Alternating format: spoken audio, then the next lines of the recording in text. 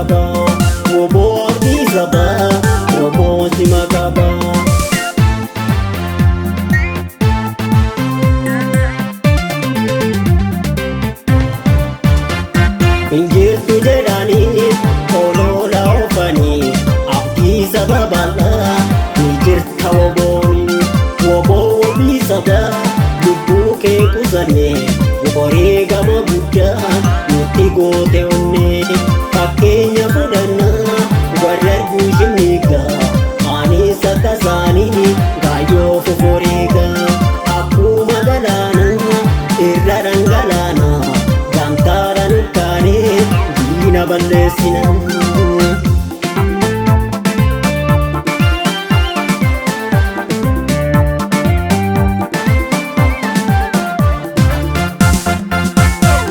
Nuti ribaan qabu waraabuu nyaate qaqalloon Oromoo gamtaadhaan olkaate bukkeedhaan kaafte dhibii mataa raafte oliif gadariite harka kennachiifte woboonni nalbaate boojuun haadha taate ishkaarraa fuuna abiyyi maraate kankirraa fuuna abiyyi maraate mattiirraa fuuna abiyyi maraate.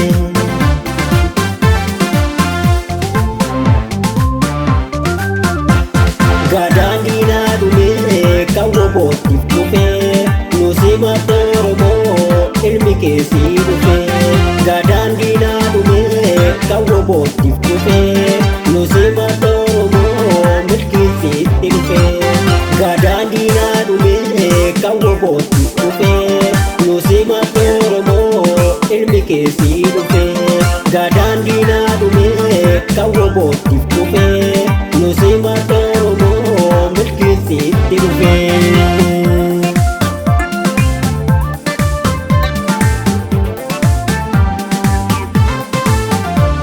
Balleessa gabummaa fidaa bilisummaa balleessa gabummaa fidaa bilisummaa woboo abdii sabaa Oromoo sima qabaa woboo abdii sabaa Oromoo sima qabaa.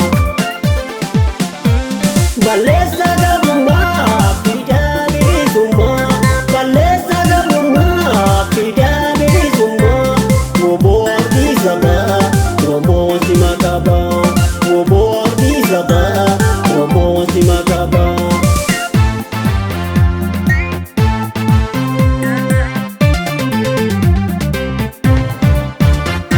Injirtu jedhanii olola oofanii abdii saba bal'aa injirta woboo wabii saba lubbuu kee qusannee wareegama guddaa nutti goote onnee fakkeenya fudhannaa warra arguu shimmiigaa anis akka isaanii gaayyoo foforeegaa akkuma galaanaa irra dhangalaanaa gamtaadhaan ulkaanee diina balleessina.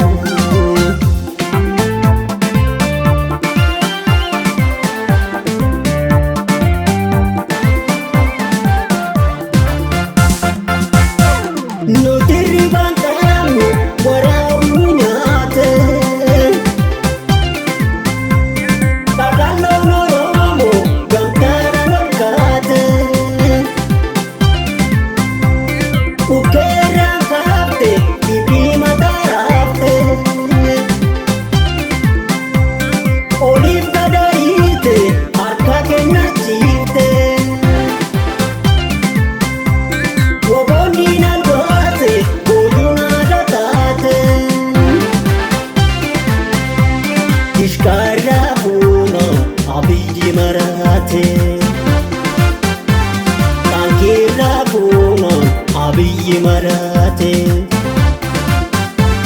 Martirraa fuunaan abiyyi maraate